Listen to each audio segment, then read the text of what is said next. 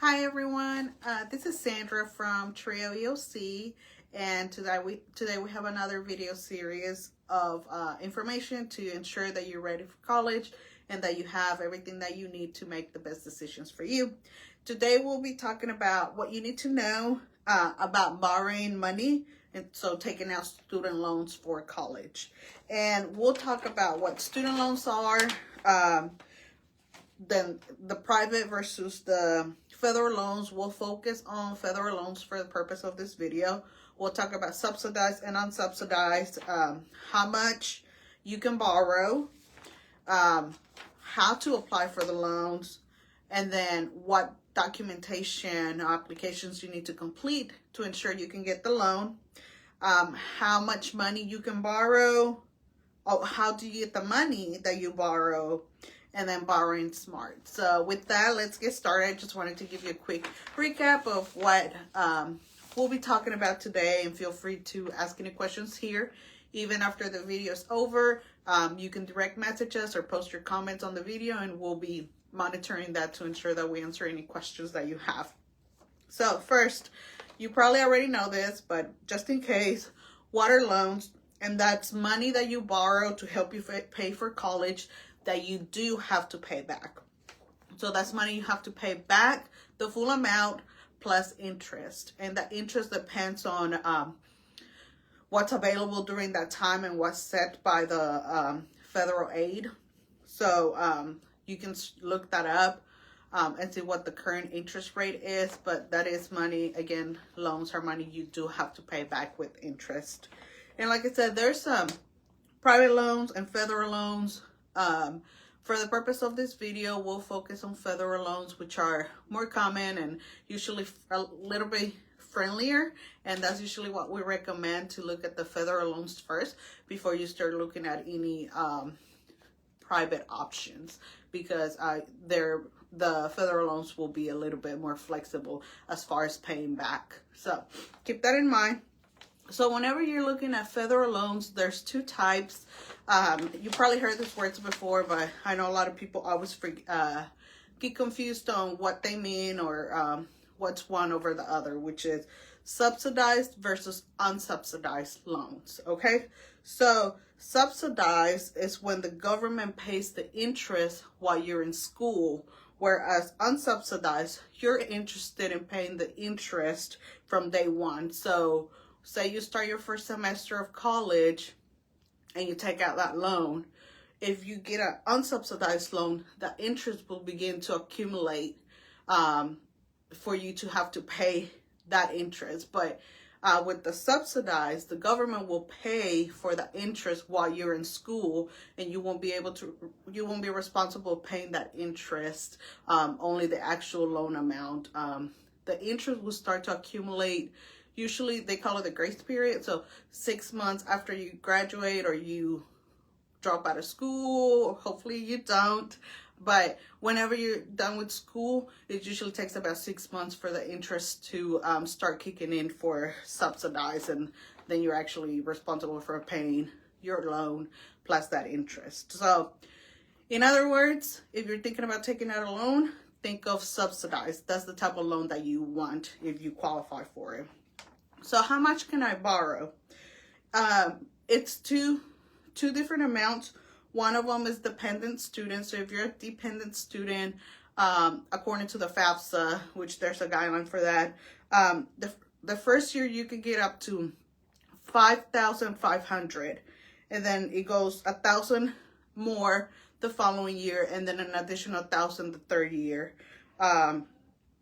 So it'll be $5,500 the first year, $6,500 the next year, and then the third year and fourth year is $7,500 per year.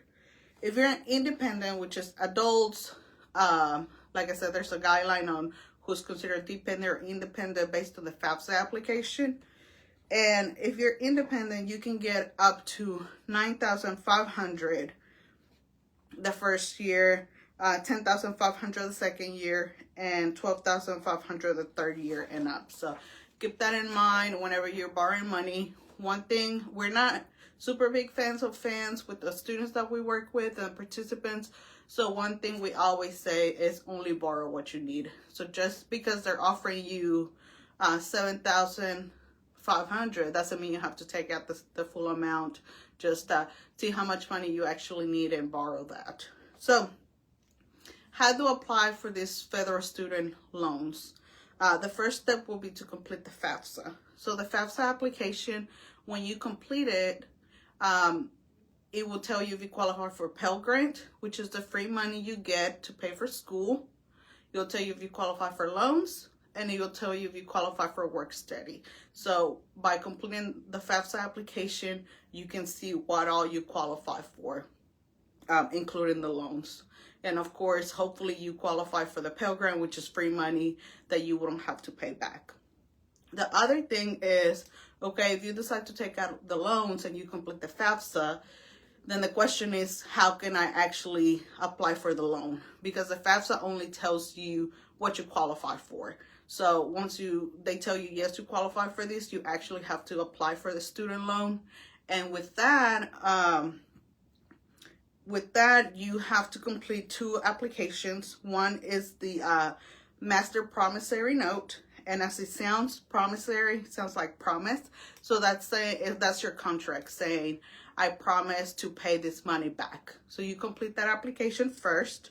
And then the other one is the entrance counseling, which is kind of like an online worksheet or session kind of training for you to really understand the loans and what you're getting yourself into. So with the entrance counseling, they'll talk to you about how much you're borrowing, how interest works, how payments work, and how you have to pay back and things like that. So it does a really great job at explaining what your responsibilities are after you take out the loan. So those 2, after you complete the FAFSA, they let you know you qualify for the loans. Then to actually get the money and actually accept the loans, you have to do the entrance counseling and then the master promissory note.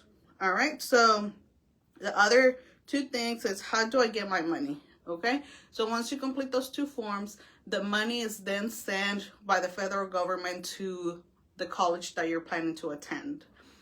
Whatever it is, a 2-year, 4-year college, that money is sent over to them to cover tuition, fees, books, housing, whatever balance you have at the school.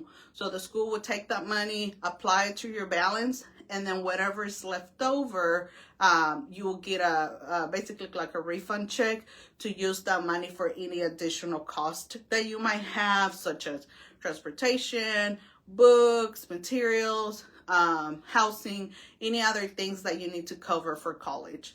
But like we said, if you don't necessarily need that money, only borrow what you need then to cover those essential things like tuition and fees.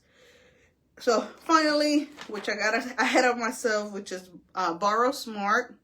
Only borrow what you need. You hear crazy stories all the time about how people owe thousands upon thousands of money and how it continues to grow because of that interest, and you don't want to put yourself in that situation financially in the future. So borrow smart. If you don't have to borrow any at all, don't do it just because it sounds like it's easy money. And finally, reach out to us. We can help you figure out if you in fact need to borrow money. We can help you complete all those forms that I talked about. We can help you figure out what the best options are for you as you look into getting into college and covering with and figuring out the financial aid situation. So just give us a call. I'll put my information here. You can direct message us, or you can call us at 501-916-3470. We'll be happy to help you.